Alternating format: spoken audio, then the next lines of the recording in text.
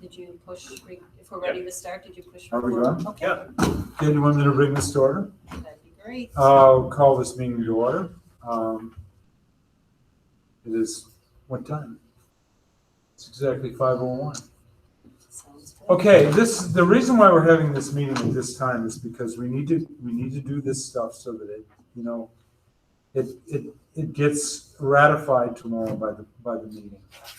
So that personnel affairs can move along. And it doesn't consist of very much. We get a report on the administrative assistant job that we approved. I guess we sort of approved, maybe not officially, but nevertheless, in the board, it was okay. And so let's start there. Okay, Okay. sounds good, thank you. Yeah, I just thought I would circle back to this committee. Gosh, what was it, about a month ago, at a meeting. I talked to this committee about the option of our HR administrative assistant, which had been a 0.4 FTE, which is 2 days a week, basically, asking to increase that to full-time just because of the needs and the workload and in our office. And also did some research with other districts, some comparables. So we had that discussion here, I want to say about a month ago. Yep. And again, I just want to circle back and let this group know that tomorrow on the personnel report, you will see that we are bringing forward a candidate for that position. So we're super Well, excited. you've already done the interviews and Yeah, it's maybe been posted, pulled the trigger. Okay, so yeah. the candidate the candidate that we are recommending for that full-time position will be on the personnel report tomorrow. Okay, that's good. Yeah, we had lots of interest, lots of resumes. So many so that we initially did half-hour Google Meet screener interviews. We did about 12 screener interviews, 30 minutes, Google. Narrowed it down to 3. Three candidates that we felt really, really good about. And then did in-person interviews and determined our preferred candidate, checked references, and super excited. You say we, who's all on it? Oh, sure, yeah, so I involved the 2 other people. In the department? Yeah, Yeah. that work in the HR department, so, Sure. yeah. Was it internal person or, okay, did any internal people apply? We did have a couple of internal applicants. Okay. So, but it's a young lady who, from Manitowoc, went through the MPSD, recently graduated from UW-Eau Claire. She's got her bachelor's degree in business with an HR emphasis. Again, just graduated in December, so 6 months ago. Did a 6-month intern with the city in their HR department. Just a very impressive young lady who I think has lots of potential and hopefully we hope she's a great fit. We feel confident, and I think she's got potential to move. And she's got some opportunities down the road. This is not a big paycheck job, is it? Wow, that's pretty amazing. Yeah.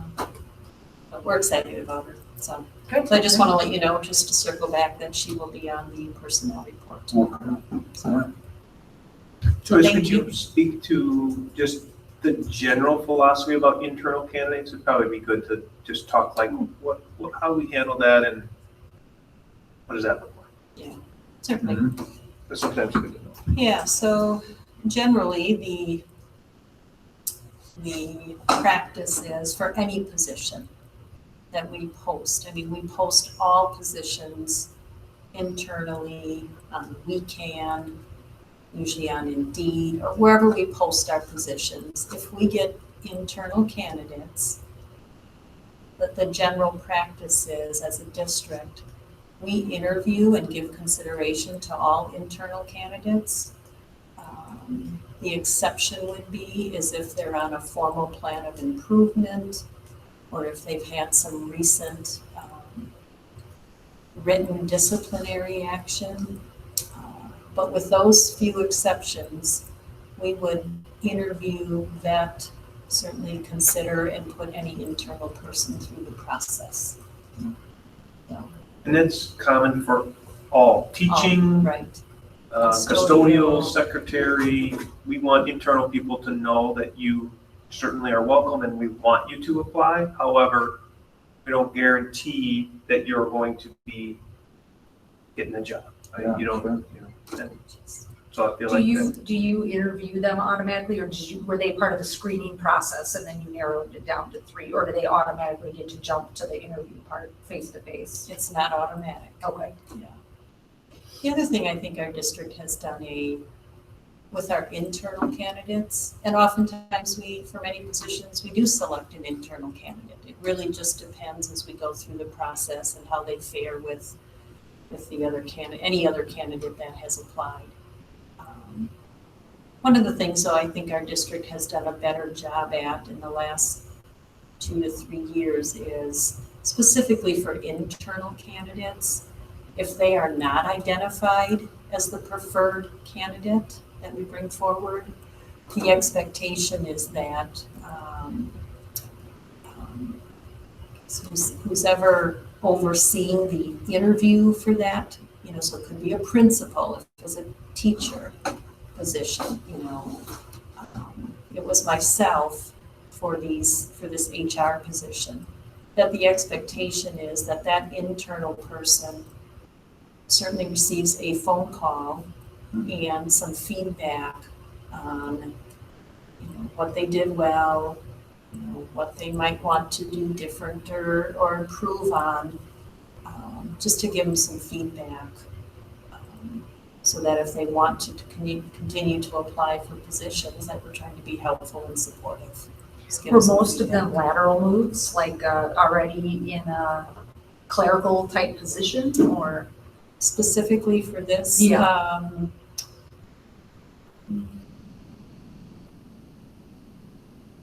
We had 3 internals, and 2 of them would have been a lateral move. The other candidate was in an aide position. Okay. Yeah.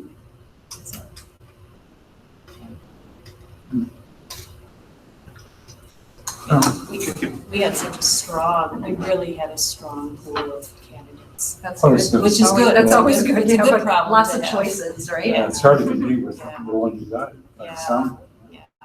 But we definitely feel it's the right thing to do. And anytime we have an internal candidate for any of our positions, whether like it's teachers, custodians, clerical, if they are not the preferred candidate, we just feel it's very important to give them some feedback. Oh, sure. Yeah. So just know that the candidate will be on the personnel report, which Okay. you've probably seen. So, thank you. Have we seen that? Tomorrow, she said.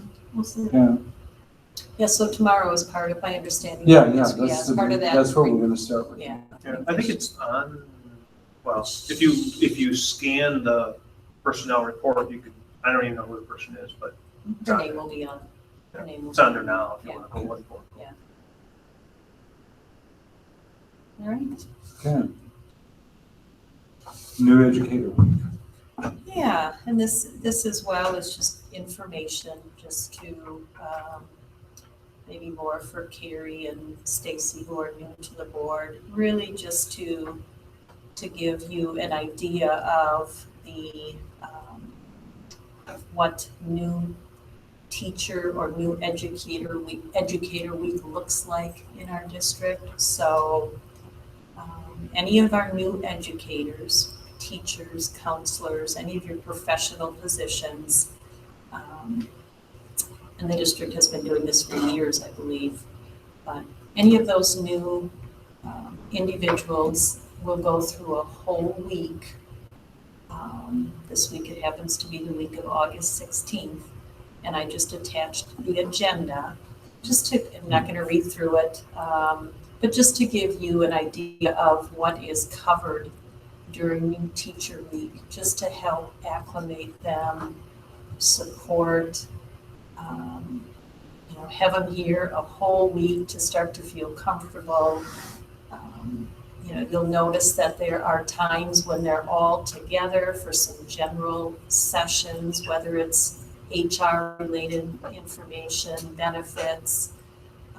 It could be learning about Infinite Campus, which is our student database that they'll have to learn.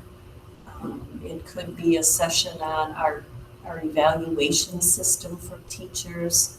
So there's a number of general sessions. There's an afternoon where they go out to our school forest and do some team building, which is super fun. And then you'll also notice there's some times where they just have available time in their building when they can be with their mentor. They might be having meetings with the principal. They might be setting up their classroom as a new teacher. So any of our pupil service new hires, so like our special education teachers, counselors, on Friday of that week, they have a whole day of nonviolent crisis intervention training. So again, the idea being, I just wanted to share really and give you an idea of what we do with our new teachers, our new educators during the week. So, Are these new to education or just new to our district? so these would be the people that are the new individuals that are invited to this would be anyone that's new to our district. Okay. Whether they are brand new right out of school and just received their teaching certification, or if we've hired them from another district and they've got 5 years or 10 years or 20 years of experience.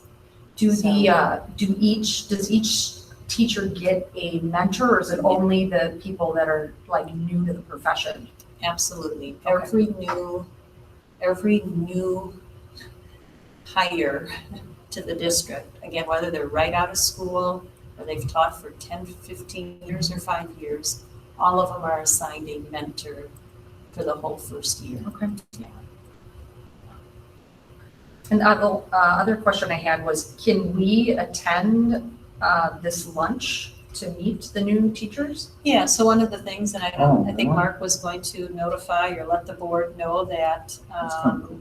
on that first day, on Monday, August 16th, that the new people will be spending the morning in their buildings, but then they will be getting together at 11:30 at Riverview. Just kind of, that's the big welcome, and there's a nice lunch, and their mentors are invited, all the principals are invited, and, We have to clean up for that. yeah. So you are welcome to come to that, but there's also a lunch specific, with board members on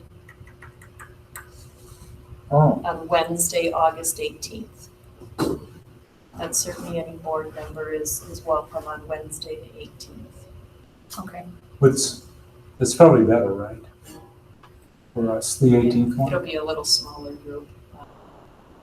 Yeah, so what we'll do is Lori will send out an invite if people can make it. And the reason we do that is because we generally post it for non-board business, but it's just one of those pieces. If you can make it, great. If you can't, we definitely understand. Typically, the board president will welcome them, or at least an officer on the board if they can. But yes, so you'll get that information this week, I would assume. Cool. Yeah. And then it's at Riverview in their cafeteria. Just kind of find a spot and learn about where they're from. And they'll be from Sure, that's cool. all over. Yeah, I think as a district, I think our district does a pretty nice job of welcoming and trying to acclimate and serving and supporting and making that first week a great first week.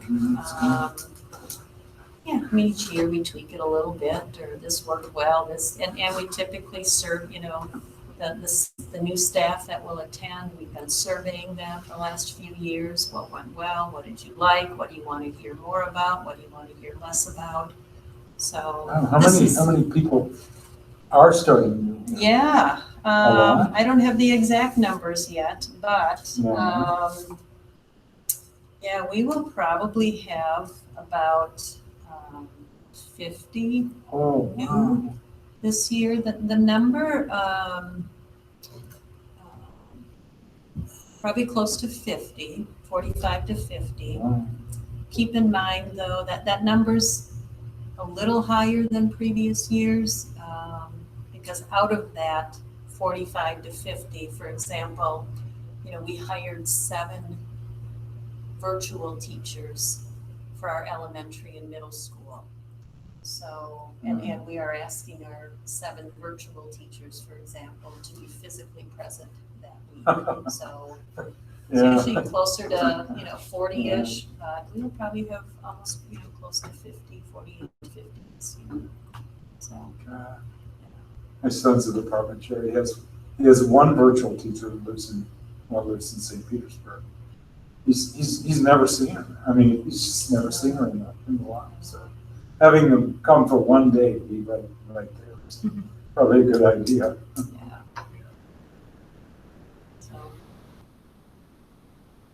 So again, just want to give this committee an idea of, what the district does, during new teacher, new educator week, for our new staff. It sounds like a good program. Yeah, like I said, Oh, yeah. this is a team effort, so we start talking about this agenda probably in May already. So I include Pam and Jason and Joanne. Oh, Krista yeah, Gray has a part in here for safety. So it really is a collaborative effort. God, when I started, I got a key to my office. Directions to the men's room. This is, Joyce is not telling you, I mean, this is a robust system. I mean, I came from a district that had a half a day for teachers. Oh, really? First day was, it was all HR. It was all sign this form, bloodborne pathogens, fill out whatever. So I feel like we do a really nice job. And part of the longevity is having people connect with people, right? So if you're in this district and I'm a new teacher at Monroe, I have no idea about the new teachers at Jackson. I may never see them ever, but by collecting them early on, hey, where are you living? Where are you coming from? What do you do? I went to school with you. We need to build that camaraderie. And so we try to extend them to other things that they can do socially, because, if you're coming here from Eau Claire, for example, and you've never been here, somehow you got to connect with people. Sure. And if we can keep them connecting with people that are like them, that have similar interests and calendars, more power to us. Yeah.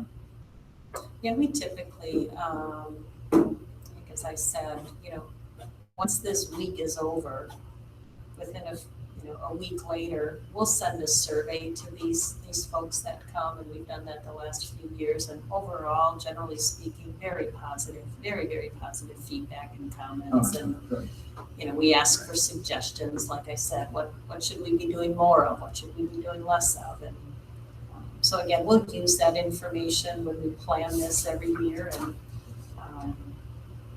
And so each year there's some minor tweaks, but it's a good week. And they definitely appreciate the time that they're able just to be in their building, to start setting up their classroom and connecting with their mentor, or maybe meeting with the principal, or meeting with some other staff that are mingling around the building. So it's a good week. It really is. Going to the school forest has got to be like a bonding.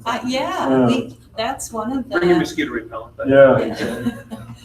We definitely we really get good feedback about the school I bet you forest. do, And that is definitely one of, Kelly Warren is our school forest guru, and she plans just fun stuff out there. And That's good.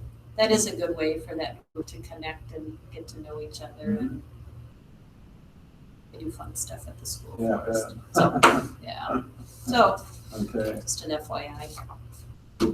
So we got one more thing. Yeah, We've got, an addition to the group.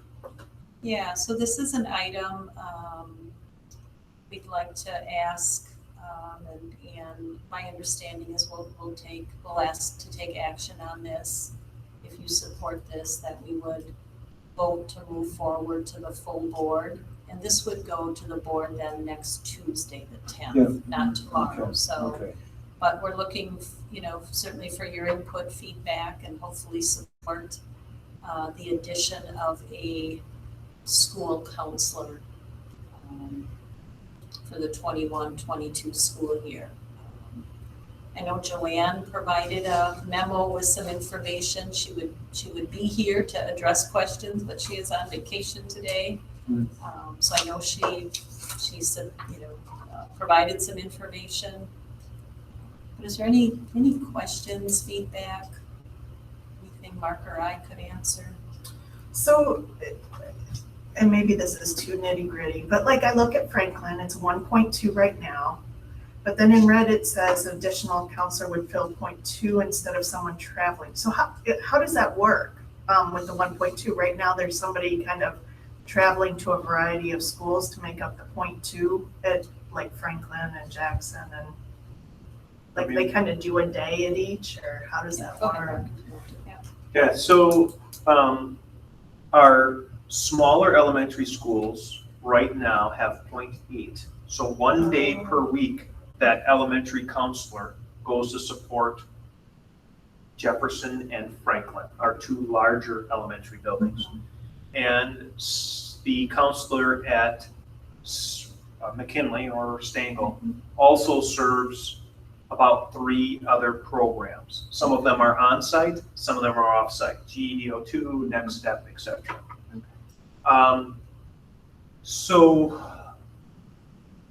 it's not ideal. Last year, for example, the counselor that was at Madison served one day all the virtual students that were at Jefferson. They were at Jefferson, right? So the person actually didn't have to leave the building, but they still were serving those students that were in virtual. The model is because there is such a discrepancy between the size. So Madison, for example, and this is how we call them sections. Madison will have 12 sections, 2 sections for every grade. Whereas Jefferson might have 24 sections. They might have 4 sections per grade with that many more kids. Not that the needs, and some of our schools have more needs, different needs. And again, what the larger portion of the elementary's role and responsibility is developmental guidance. They're actually in classrooms. So if I'm at Jefferson or if I'm at Franklin, for example, and I have 20 plus classrooms, I have the kindergarten and first grade twice per week for 30 minutes and 2nd through 5th grade once per week for 30 minutes.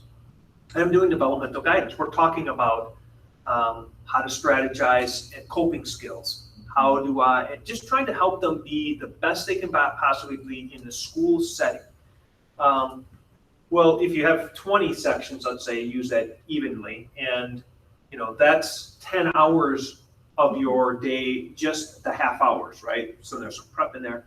Then they also will have small group sessions, and the small group sessions are likely communicated from their teachers about, could be divorced families, and they're trying to work through that. It could be that they have Lost a loved one. Could be a girls group that are trying to work through some peer relations problems. That might be 2 weeks, 2 days instead of long term. It could be my dog died and I'm going into the counselors because the teacher said I'm crying and I'm not saying why, and I need to see somebody. The middle school and high school do more groups, but they also do more of the developmental guidance. So they start talking about not just your behavior, but your outlooks. What are your careers, your aspirations? What courses are you taking? How do I help support that? They're really not trained to be mental health providers. They're really trained to be counseling. And there are in our buildings, many of our buildings have mental health providers, but that's really a sight on scene. The way I say that is, it would be like an outside group who has a office in our building. We might refer it to them, it's convenient, but it's a totally different prospect where the parents have to be involved in a signature, there's an insurance process, there's all of those things that go through, but it's on our site. And they probably have a conversation with our counselors about, I had a conference with Mark, he's really struggling with, and those would be more serious things. I don't know if serious is right, or significant maybe. Mental health, could be eating disorders, could be, personality disorders, whatever that might be. So what we're trying to do in this case is be more efficient without asking people to leave their building, because on the days that they're gone, counseling needs to happen, but it just doesn't, so we have less. There's also in the elementary buildings, a support of another adult who can be hands-on in a building, in a crisis, in a situation, who does not have to take care of a group of kids, if that makes sense. So Mark's misbehaving in the hallway and I have to go back to the classroom. It might be a principal, but it also might be a counselor who's trying to calm somebody down, or I need a place to go. So there's a lot. I probably didn't explain it as well as our counselor who would be sitting here, but what we would be looking to do is hire a full-time counselor that would fill all of those point 2, point 2, point 2, point 4, point 6 or whatever, to allow the counselors to spend more time in their homes and add the additional support in those other buildings that are needed. And that additional support might be, I'm going to do first grade in classrooms, and I'm the first grade in classroom just on this day or on these 2 days. Or the buildings really work out what happens with that additional support in that process. So it's like one traveler instead of multiple Yes, travelers? Okay. instead of 3. How many counselors are people of color do we have? Counselors of color. Ooh, Isn't that? I'm trying to picture who we have. You mean adults who are in the counseling position? Yeah. Oh. Yeah. I'm trying to picture I mean, who we I have. can just picture Jefferson. Yeah, I think that I- there's gotta be. I do not know that I can articulate that off my tongue. Joyce, I don't know if you can think through that. One of our counselors at Washington, a gentleman is Mung, Okay, so, that would be pretty appropriate, I think. he's done a nice job. So, Yeah, well, again, I would articulate, we do not have a significantly diverse staff. Yeah, I noticed that at graduation. But But there is a fairly diverse, the graduation certainly made it evident that there's quite a diverse student body. right. But that doesn't, we are doing everything we can to try to create great hires in every place, and definitely are looking to try to embrace the diversity that might exist within our staff. So, so Joyce, I was gonna say, I can't as far as the school counseling. think of others right off the top of my head, but I would say there's probably an equal representation of male versus female, probably, Okay. I would guess, Yeah. pretty darn close. And sometimes that's appropriate as well, Yeah. right, to have a little of each.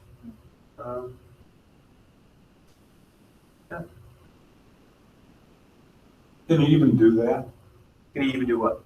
Say, well, my daughter works at a conservatory in California, that, teaches kids theater, not kids, but, college level people theater. And she's applied for a few other jobs too. And what they're really becoming aware of is that they really need to have, instructors they need to have instructors with something other than a white ethnicity.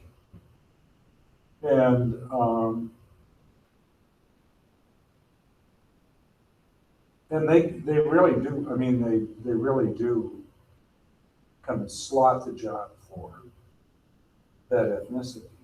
Right, so I would say that I would tell you that our goal is to hire the best possible person. And we obviously want to hire, we want to embrace and increase diversity of our staff because we know that in all the genres that works better, but we do not earmark a position, I can't think ever, that would be gender related or ethnic related. I just don't We know. can't earmark it out, yeah. I don't, one would even, and here's where I would tell you that you would say, should you or shouldn't you? We've had conversations about physical education, specifically at the middle school, because ideally, right, you have a male and a female phys ed teacher, because I have 2 locker rooms, 1 boys and 1 girls, and I'd like to have somebody go in there. But strategically, you can be a better hire who's best. And then if you have to have an aide to go in because you have 2 females or 2 males, that's what you have to do. Okay. So, but what we want to be able to do is be able to embrace and have people who have a diverse background that would provide us with an opportunity to hire some of our staff that look like our kids. And that's, Yeah, right. Part of the HR's role and responsibility is to have a wide casting net so that we have multiple candidates from all over and seek those who would be great. But we can't, Okay. I don't say can't, I would lean that towards Joyce. We don't hire based on gender, race, ethnicity, background, etc. So I just have 2 questions. One, kind of going back to what Meredith, so if I'm looking at this correctly,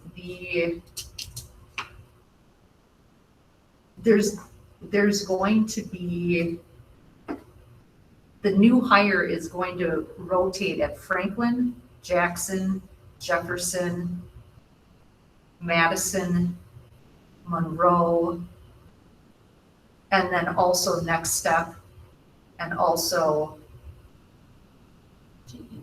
So the new hire would spend 1 day a week at Franklin, 1 day a week at Jefferson, 1 day a week at Jackson.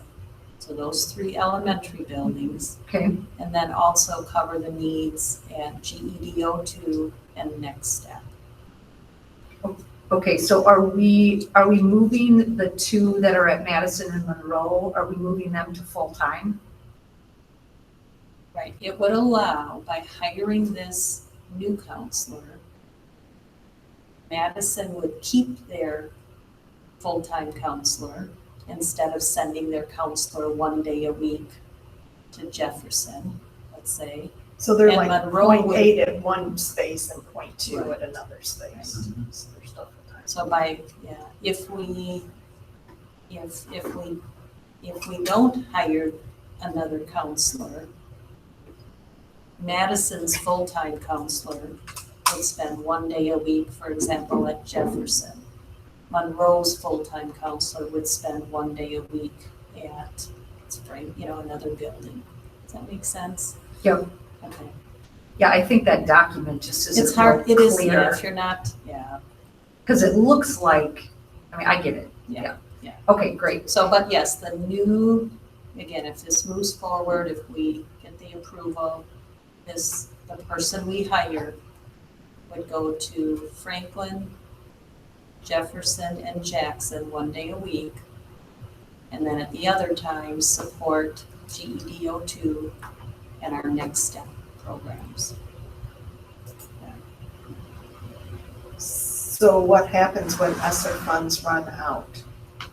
How does one? Yeah, go ahead, Mark. Great Do you have question. a plan? So there's a couple of options that we have. One would be that we determine, annually, what the success of that individual is.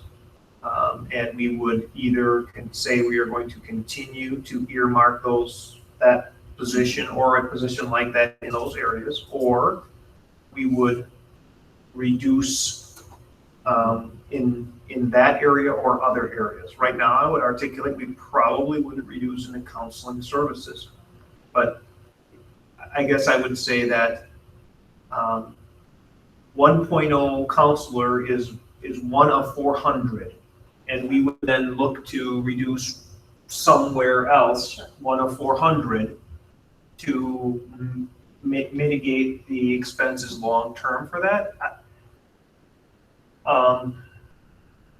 And again, I would articulate that we have to look at our success with meeting the needs of our kids at some of our early interventions. And so that's really why it's strategy. I mean, there's an argument about adding support at the middle school as well. And, you know, it's not like Lincoln doesn't have scenarios either. Right. But that would be our philosophy. Annually review what kind of success we've had based on the feedback that we're getting from our schools, our teachers, our counselors who are working through that process. And we'll know, you know, 2 years from now, whether or not that's something that we want this to be the last year or we'll continue with it. Well, I mean, we certainly seem to fly under the recommendations. What is it, 250 a month? And Joanne's numbers there are about 300 less because she's not using the DPI. I mean, there's a lot of different numbers you use. So she's using what we had, which didn't count our 4K or K, which is fine. It's just, that's part of what we do.